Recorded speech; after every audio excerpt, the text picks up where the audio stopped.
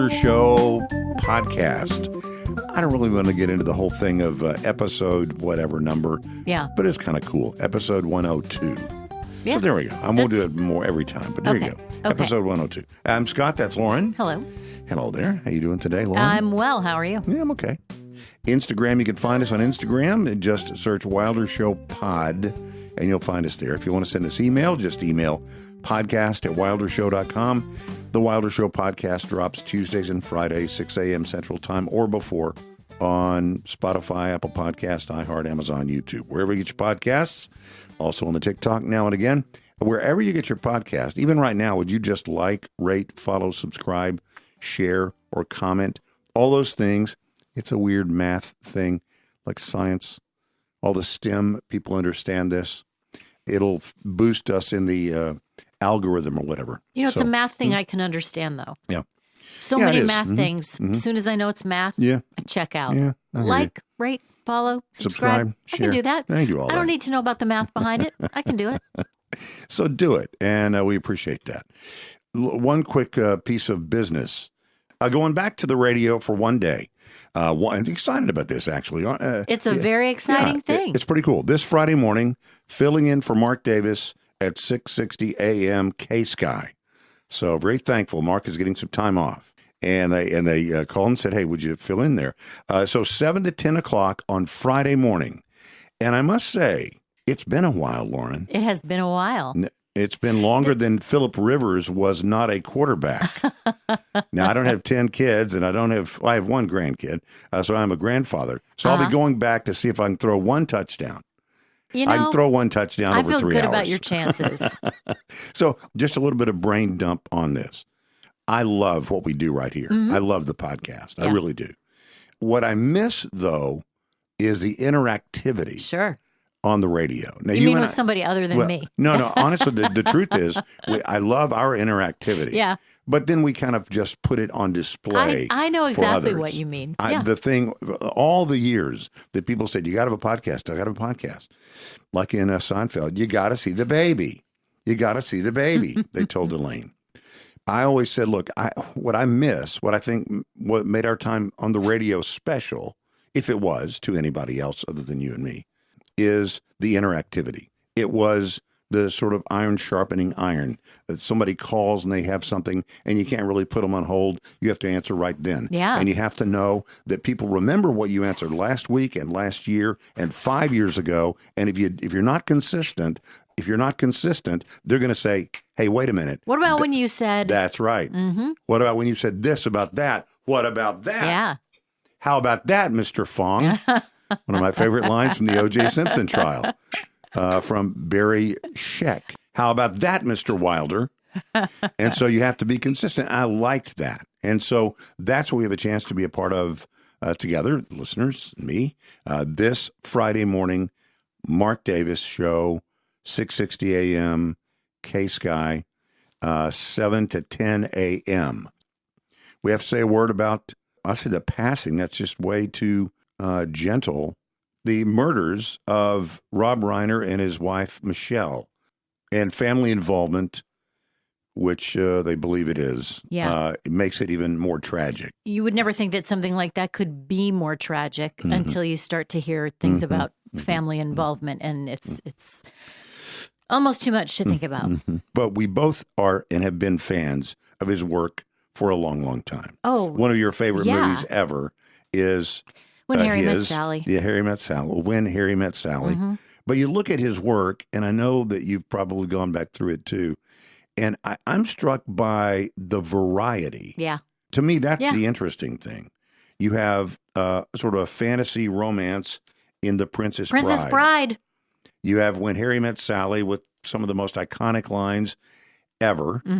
We've had that conversation before. I wonder when writers are in the room, when they write the lines we'll remember forever, if they know at the moment that they write them that they are iconic. Like, we're going to need a bigger boat, or I'll have what she's having. I bet most of the time the answer is no, really? Which to me makes it even more That's interesting. Magical. So you have a rom-com in When Harry Met Sally. You have the sort of the fantasy, The Princess Bride. You have horror in Misery. You have a courtroom drama in A Few Good Men, right? Yeah. I think Stand By Me was the first, perhaps?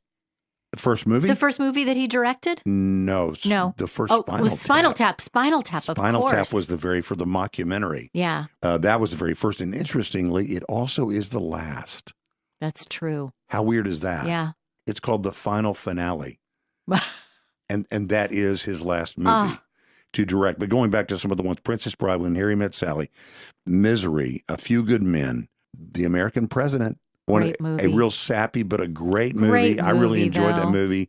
He did The Story of Us. I remember that. Mm-hmm. He did more recently the documentary, Albert Brooks, Defending My Life, which was just like, honestly, no disrespect, just two old guys talking about what they used to do. That really was it for like an hour and a half. Yeah. And then the one slated for next year, which has been completed, is Spinal Tap at Stonehenge, The Final Finale. Oh, wow. So anyway, started his whole directorial career with Spinal Tap and has ended it with Spinal Tap. But there's one movie in here that you may not even know. It is the movie that actually, after I heard the news last night, I watched. Really? It is a movie that he directed, and it probably made less money than any of the movies he ever directed. It only made $32,000. Not very much. No. That was for the U.S. and Canada. Okay. Even less now. And then, but if you add the whole world in, it went up to, I think, $34,000. No way. What was it? It was a movie written by his son, Nick. Wow. About his son, Nick's own life in homelessness and drug addiction. Oh, and it was man. directed by Rob Reiner. Think about that as you look at the headlines that we're seeing today. Man, what a tragedy. And I watched it, and it was fine. It got horrible reviews. It got like 12 tomatoes or something. It was a very, very poorly received. It did look like, this is something, Dad, that I've written, and would you put this under Castle Rock? And he did. I don't know that, but it sort of had that feel. Very limited, obviously, with $32,000 domestic in box office gross. Very, very limited release. So it wasn't really a vanity project, but it was, something that a great dad would do, maybe, for his son. And it was called Being Charlie. It was from 2015. It's less than 10 years ago. 10 years ago. Yeah. Being Charlie. And when I heard the news, I thought, I'm going to look at his filmography again. I thought I'm going to watch Being Charlie because I had read what it was about. One more thing. The Cowboys are all but out. The Chiefs are, in fact, out. A tough game for them. Tough game for the Cowboys, but we still have a chance. You're telling me there's a chance, albeit just a mathematical and minuscule chance. And one quick thing, Phillip Rivers, I alluded to this earlier. Phillip Rivers, NFL player, quarterback, returned to play from retirement to play quarterback for the Indianapolis Colts since their starter is out. Rivers retired in 2022. He has 10 kids, and he is now a grandfather. He is 44 years old. He is currently a high school football coach in Fairhope, Alabama, right across the bay from Mobile. I've been there. Yeah, me too. He did throw a touchdown pass. In their loss, it was an 18-16 loss, but it did show the kids in his high school watching on a big screen. Oh, I love it. As their high school football coach threw a touchdown pass in the NFL. Is that the That's coolest beautiful. thing? Yeah, very cool. Since last we spoke, ISIS killed 2 soldiers and their interpreter in Syria. Then the shooting at Brown University. Then the imported Islamic father and son killers at the most popular beach in Sydney, Australia, killed at least 16, injuring more. There are common threads, by the way, in all of these things. At least 2 of these 3 things, and maybe 3 of these 3 things. There is a common thread. We don't know yet about the Brown University shooter because the guy that they were certain was the guy apparently is not the guy. We're now 36, 48 hours more since the event. We don't even know the guy's still in the state. They had locked down the campus. Yeah. And they have a picture of who they think is the guy, a video, as the guy's walking away. His right hand is stuck in his pocket, jacket pocket, and his left hand is free. And most people believe that was a gun, the gun, which was a revolver, by the way. That's another interesting thing. These shootings, that's not an assault weapon. Right. It's a revolver. Holds 5 or 6 rounds. That's it. And the rifles that were used in Australia were bolt action. Also not an assault weapon. Mm-hmm. I mean, technically, if it's a sniper rifle, and it wasn't, but if it were, that'd be, I guess, an assault. But generally, assault has to do with multiple rounds fired rapidly. Yeah. So if you're in an AR-15 style, AK-47 sort of thing, those would be the ones that could fire 36, 40, 50 rounds. And that's what we've seen before in school shootings and these kinds of things. So lots of gun stories, gun violence stories. And, the thing is, everybody will run to their corners on stories like this. The people who want to say, hey, look, this is all Islam, Islam, Islam, Islam. They're going to preach the Islam side. People who say, hey, it's all trans or gay or whatever. And there's some element of that in the early Brown University reports. Now, apparently not, but they will run to their corner. And the people that are the gun control people will run to their corner. Australia has some of the strictest laws in the world about having guns. How's that working out? It turns out the imported Islamists who didn't care about the rules, who didn't care about the laws, had the guns. And the other people didn't. There's also, obviously, an anti-Semitic element to this. I mean, that was at the most popular beach in Australia, and it was the beginning of Hanukkah. Yeah. And I did see one story of, this one guy survived the Holocaust. I did see that, too. But had died from imported terrorists. It also was father and son. The old apple doesn't fall far from the tree thing. I think the father was the one that was shot on the bridge by police, and the son, I think, is the one that's still in surgery or in the hospital. So Australia's gun laws, among the toughest in the world. And what is their answer to this? Their answer to this is, I guess we have to make them tougher. Yeah. Maybe this is the American in me. Maybe this is the conservative in me. Maybe this is the Texan in me. But I don't think so. What do you say the answer is? Well, it's not that. I don't know what it is, but it isn't that. One of my favorite thinkers of all time, Thomas Sowell, said why anyone would think that criminals who disobey other laws, including laws against murder, would obey gun control laws is a mystery. Now, if there were 0 guns, would there be 0 deaths by guns? Yes. If there were 10 guns, and no one who's law-abiding could get them, would there be deaths by guns? Yes, there would. It all starts with very tough laws that involve crimes using a gun, and then enforce the law. You don't need stricter laws. You need better enforcement. Now, I don't know. What about fewer guns? What about for the people who say, you still, I mean, if you have somebody who is going to carry out a crime that he or she believes will end with him being, with their life being taken. Even the strictest gun laws in the world won't deter them from whatever they think their mission is, if they believe they're going to be killed in the process. Well, so would that mean that means then that police don't have guns either? No. I mean, I don't know. If they're going to commit a crime with a knife and they expect ultimately, say they're going to, stab as many people as they can, and then police will ultimately get, we don't need police running around with knives and swords, and you're not going to get rid of all the guns.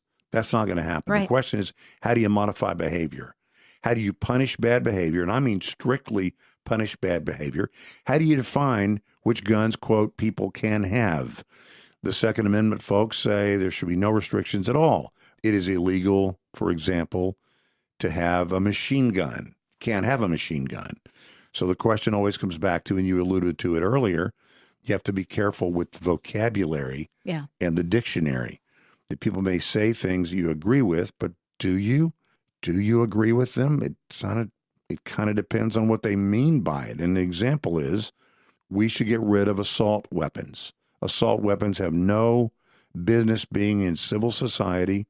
Assault weapons are meant for war. We're not saying they shouldn't be available for war, but they shouldn't be in civil society. Those weapons should be illegal. Assault weapons, like AK-47s, should be illegal.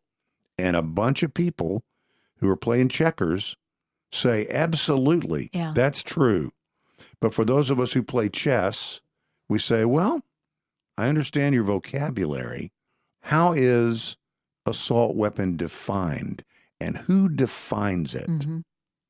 Because many people right now are saying assault weapon is any firearm that can fire more than 6 rounds. Whoops, I'm in trouble. And so are a bunch of other people, if that were to be pushed through. So I'm not against being reasonable, but it is not reasonable to believe people who would take away all of our guns are the ones to decide which ones to take away. Yeah. I think having strict laws against people for the actions that people take, whether they take it with guns or knives or rocks or fists or ropes, and then you enforce them. Yeah. It's a deterrent for that one.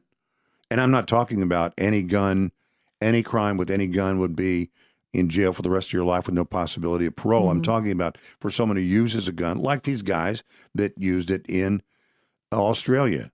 You put them away for the rest of their life, or you put them to death. It's a capital offense. But is that a deterrent for people? I think it could be. I think it is, actually.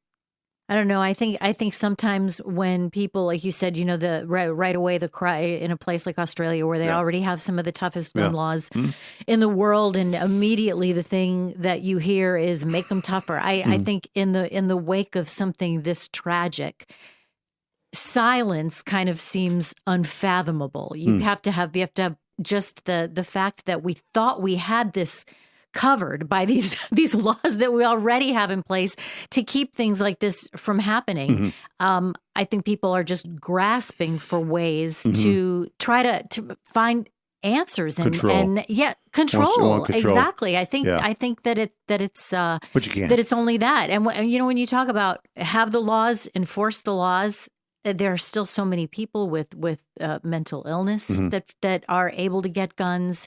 And I think those are the kind of things that people are talking about. I think reasonable people, of course, would say have good laws and then enforce the laws that you have. Right. And there are so many weird little loopholes and cracks in the system. I just think that, like I said, when something like this happens, people are searching for ways to find an answer for what did we do wrong and what can we do right in the future. But they really don't want to have that conversation. They don't really want to have a conversation, but what if it leads to a real examination of a religion, a real examination of life choices? Well, they don't really want to have that conversation because this is really a matter of the heart. Ultimately, is and I'm not. It's, the old thing is guns don't kill people. People kill people. Yeah. I understand that, but we've also talked about the power of proximity, right? The power of proximity. What do I mean by that?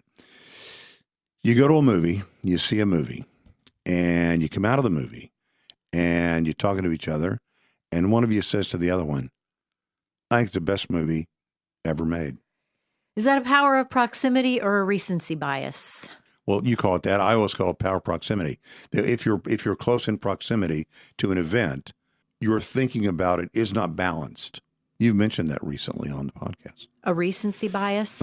You've talked, I think. Yeah, you hear about it a lot at times, well, at the end of the year or at this particular time at the end of the first quarter of this century. And you have people making lists of, the best songs of the first 25 years, the best movies of the first 25 years. And so many of them come from, 2023, 2024, 2025. Amazing. Yeah, and a lot of it is the people who are making the lists. More recent in their mind. And they're the age of, the people who are, they're most likely to be making those types of lists. And yeah, it's just that's something that is more fresher in your mind will be more important or better or something like that. Yeah, bigger. The power of proximity. If I'm closest to an event, I don't view it in a balanced way. I bring that up because that is how Australia got their very restrictive gun laws. 30 years ago, 35 people at the Port Arthur historic tourist site in Tasmania were killed. It was with a semi-automatic weapon. The government was shocked. And within 2 weeks, there was a brand new law, a brand new restrictive law within 2 weeks. Probably before every one of those people were buried, there were new laws on the books. Now, might that be, that's what a lot of people like right now, never let a tragedy go to waste. What they did in Australia is they did change and make it far more restrictive. Some of the most restrictive in the world. It doesn't stop it. And their answer to it now is to make it even more restrictive. All you're going to do is create bigger pockets of people that are helpless against people like these father and son. The law-abiding citizens, they're fish in a barrel. It didn't stop it, but did it curb it considerably? The new rules would mean only Australian citizens can hold a gun license, and the number and type of guns they can own would be limited. Licenses would expire under the plan, requiring frequent checks on gun owners' suitability to hold the license. I just think it's too quick to even deal with what the changes should be. You don't know everything about the crime yet. Right. I just think if we're going to go down that road, if you really want to go down that road, when there's a tragedy and when there's an obvious reason that led specifically to this crime, and we change things because of that immediately, almost knee-jerk, be careful. Yeah. Because there'll be a whole bunch of things that you might disagree with. What does science tell us about the impact of testosterone in women if it is from without? Does it lead to aggression? Can we look at any of these crimes, gun crimes or any other crimes? And if you want to go down and talk about the guns, you got to talk about the other stuff too. I don't think our country wants to talk. I know our country does not want to talk about those other things. Right. Who decides what's relevant and what isn't? Right. So that's all I would say. Anyway, the vocabulary in the dictionary. Look, it's complicated. Second Amendment. Yeah, I'm staunchly Second Amendment. Obviously, there are some restrictions that are already in place. But when you look at people who want to make decisions before really almost smoke has cleared, I don't think it has the chance to bring about the best possible laws. Oh, it is time for Scattershoot. Let's go.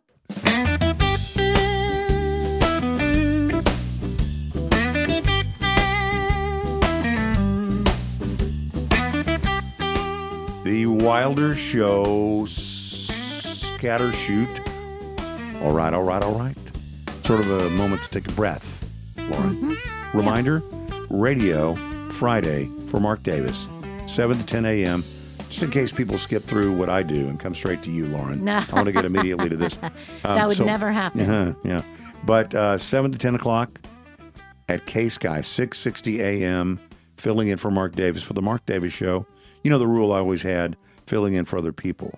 It's sort of like it's sort of like house sitting. Don't rearrange the furniture. Yeah, you can eat what you want, but don't rearrange the furniture. So that'll be Friday morning, filling in for Mark Davis at KSKY. And please join us and listen and call. Do you have the number now? I'll tell you what. We'll put it in the show notes. Okay. So everybody has it ahead of time. You don't have to scramble on Friday morning. You will be poised and ready to call. To bail Scott out. 6-7. Not even a thing anymore. Really? Didn't we just talk about it a little while ago? It was it rose fast, burned bright, burned out fast, all the way on the way downhill already. You know what happened? It was our fault. The adults killed it. I was actually thinking that because adults sort of killed Facebook, right? Adults did kill Facebook, I think. Yeah. And I think likewise, I think the reason for the problem is in your setup. You said, we just talked about it. Yeah. So perhaps we killed it. When adults get hold of things that kids think are cool, then they're not cool anymore. All you have to do, if you're a 12-year-old, is hear a couple of, 35-plus-year-olds saying, 6, 7, using it in their common speech and in conversations. Uncool.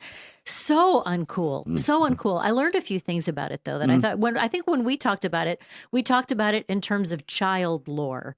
And I might even be saying this wrong. I don't have a junior high. Nobody 12 years old has been living in my home. So I didn't really get it firsthand. All I really knew was what I read about it. So I never really even had an opportunity to understand it, if there's a way to understand it, or to pick it up and use it in my own So kids, I am not a part of the problem. Right. I did not help. I was not one of the adults that That's right. Helped kill it. But we did read about it, and we read about it in terms of, and then you and I talked about it in terms of rhymes that things that kids did, playground things, the rhymes you do, and you'd clap your hands and do Miss Mary Mac, stuff like that. And the reason it turns out that 6, 7 was never really destined to last for a long time is it didn't have anything there was nothing material about it. When you were of a certain age, did you start writing things in big bubble letters? No. Like everything you write, it wasn't just you didn't write your name the same way anymore. You know what I mean when I say a bubble letter? I think. Everything, it's hard you mean to, like it's hard a to describe circle it. over an eye? It's sort of like that, but you might make the eye might look like a rectangle, a full-on rectangle, instead of just a straight line with a dot over it. We used to do that. We did that for years, and it turns out the reason for that is it involved paper and a pen and exactly tactile. Yeah, they've done studies on this kind of thing about the lottery and the lotto and the scratch off and all that. Yeah. It is the tactileness. It is the fact that you're actually doing something that contributes to the addiction. Wow. When you were dead scrolling on your phone, you were physically doing something. Doom scrolling? Whatever it's called. But see, that's how much I don't know. I know. But you're doing something. It's a physical activity. That's exactly right. The scratch off. It's a physical activity, not just 6, 7, just a saying. This is another thing. This is why you shouldn't jimmy with the dictionary. They put 6, 7 in there, and the second they put it in there, it's gone. That's silly. That is true. That's really silly to put that stuff in there, and then it's like, oh, now we're going to, is it a dictionary or is it not a dictionary? They say that it peaked around Halloween and has been on the downhill since then. So goodbye, 6, 7. See ya. We hardly knew you. Yeah. Let's move it up to 7, 8. I have a Christmas miracle for you. It involves a dog. Of course. Nearly 5 years after, don't the best Christmas miracles involve, well, maybe not the best. Some good ones, though.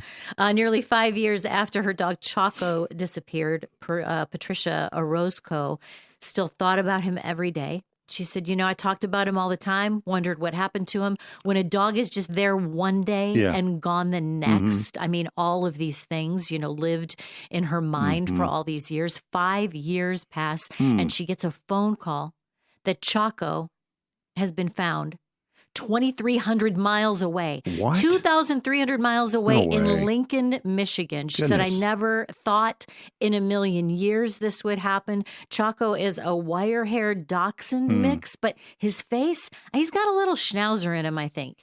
He's very cute, very cute. Found him because of the chip in Lincoln, Michigan. It was such a, she didn't have, what do? You get on a plane to go get your dog? It's a tough time of year to do that. She had friends and members of her community donate miles so she could get to pick up her dog. Nobody knows how Chaco got to Lincoln, Michigan. I think it's fair to probably deduce he hitchhiked. I mean, you can't walk that far, right? You can't walk that far. And the other thing is, you're trying to make it to the Canadian border.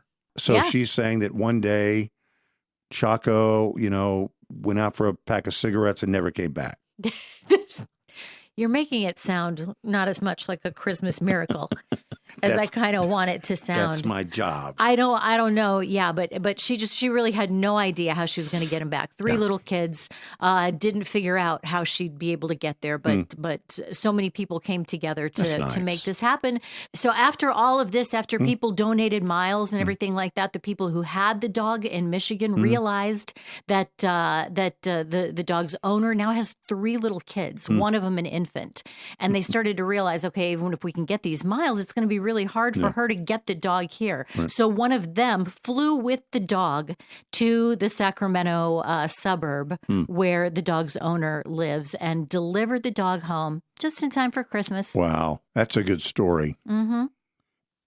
Big birthday celebrated over the weekend. Actually, 2 big birthdays celebrated over the weekend. I didn't know these 2 people shared a birthday. Taylor Swift had a birthday over the weekend. Oh, yeah. On She's Saturday. 13. She's 13. She's not 13. No, I mean on the 13th. On the 13th, yeah, 13th, yes. Yeah. I don't know how old she is, but there was a very significant birthday also on December 13th. Dick Van Dyke turned 100 on December 13th. Yeah, I saw that. I was a huge Dick Van Dyke show fan. I was on Channel 11 at 5:30 when I was in junior high and high school. And when going back to school the next morning, a group of guys, we would sit around and talk about what was on the Dick Van Dyke show the day before. I mean, almost like people did with Seinfeld. It was a did small. You really? Yeah, we really would talk about it. It was an old reruns, but we just like 3 or 4 or 5 guys. We just loved it. Yeah, we loved the show. Thought it was so funny. And of course, it's so weird we're talking about it. Carl Reiner. Yeah. Rob Reiner's dad. It ran from 1961 to 1966, and it was created by Carl Reiner. There you go. That's what it was. Yeah. Dick Van Dyke credits his incredible longevity to 2 things in particular. His positive outlook, and he never gets angry. Now, of course, scientists say that longevity like that comes down to many factors, genetics and lifestyle, things like that. Sure. But they also say there is some truth to Dick Van Dyke's claims. There are a bunch of studies that have shown that keeping stress levels low, we talk about that a lot here, maintaining a positive, optimistic outlook are correlated with longevity. I don't think that's true. I know. It's funny. One of the other things that I had to talk about today was what a bad year people said 2025 was. 4 in 10 Americans described 2025 as just okay, but 3 in 10 felt it was bad or awful. Do you think that's maybe the power of proximity a little bit too? Sure. That's what we talk about, what maturity is. One of the things about maturity is the ability, and children don't have it, and some immature adults don't have it. But maturity is the ability to measure today against yesterday and tomorrow. That today is the middle of something. It isn't an island. It isn't all just this, right? Yeah. So you measure today in light of all the yesterdays and in hopes of all the tomorrows. It helps you lean into the curves on the roller coaster. Yeah. Not jostled as much. I think it has at least a little bit to do with, too, the kind of echo chamber that we find ourselves living in. If what you're hearing is other people saying what a terrible year it was and this hell that we're living in, which, I mean, I hear that all the time. I hear people say that all the time. And I think, what are you talking about? Exactly. I mean, do you realize when you could have been born or where you could be right now or what could be happening to you right now? It doesn't seem like there's a whole lot of perspective on that all of the time. But it does seem that 38% of people will make, they want to make changes in the new year, which we used to call resolutions. I don't think they call them resolutions No, they call them something anymore. else now. Let's see. Personal goals, just personal goals for the new year. And the biggest ones apply to saving money. The most popular ones apply to saving money and getting physically fit, which I think that for my entire life, hasn't that been what people have wanted to do in the coming year? Save more money and take better care of yourself. Right. Those are not bad goals to have. One more thing that I meant to mention earlier, and really meant to mention it on the last podcast, and that is the Army-Navy game. The Army-Navy game is my favorite football game, college football game, or really any football game of the entire year. And the way people describe it, of course it is. Yes, they are really people who go to those schools, men who are attending the Naval Academy or USMA, the military academy in West Point. Army is West Point. Navy is Annapolis. The midshipmen versus the cadets. And last year, Army was picked to win, was the better team, frankly, objectively the better team, and Navy upset them. And this year, it looked like that would be exactly the opposite. Navy, the much better team, but Army was pretty dedicated to winning the game and upsetting Navy. It didn't happen. Navy won the game. Very exciting game to watch. I watched the entire game. And you and I have talked about this before. I've said silly things like, if I don't own a suit that I can be buried in, I'll never die, to which you respond very quickly. You know, they only show you from the waist up. You have a good coat.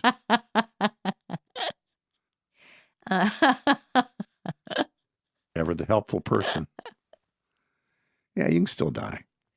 The other thing is, if I don't have a bucket list, I'll never die. Yeah. But I don't think it works like that. But I must tell you this. If I had only one thing on a bucket list, it would be to go in person and see the Army-Navy game. Oh, yeah. It's the only game where everyone on the field would sacrifice their life for everyone in the stands. Man. And they say, we are brothers and we're on the same team 364 and a half days a year. But today, Army beat Navy. Navy beat Army. And I'm a Navy beat Army guy. Yeah. And one other thing, and I know we've talked about this maybe before, they have the great tradition of singing at the end of the game. I'm sure we've talked about this. We have. Yeah. In the end zone, really, the 20-yard lines back to meeting in the middle of the end zone. One side is all Navy, the midshipmen, and the other side is the cadets from West Point. And the way it works is, at the end of the game, whichever team loses, they go immediately after the game is over and stand in front of their crowd, and they sing their song, the school song. And behind them is the team that won. And then the team that lost has to stand behind the team that won as the team that won sings their song in front of their crowd. And if you ever hear the thing, sing second, that's what it means. You want to sing second. Yeah. The winner sings second. And for the second year in a row, Navy sang second. All right. Mark Davis Show. We'll put the phone number in the show notes. The Mark Davis Show filling in 7 to 10 a.m. this Friday, one day only, because that's all radio can take of me. Instagram, find Wilder Show. Instagram on Wilder Show Pod is where you'll search. If you want to send us an email, just email to podcast@wildershow.com. And if you want any information about the Mark Davis thing, you can send us an email. We'll send that back to you in email. Wilder Show podcast drops Tuesdays and Fridays, 6 a.m. Central Time on Spotify, Apple Podcast, iHeart, Amazon, YouTube. Also on the TikTok on occasion. Wherever you get your podcasts, you'll find us there. Like, rate, follow, subscribe, share, comment. It really does help us. We really appreciate it. And we'll see you on the radio on Friday morning. Thank you, Lauren. You bet.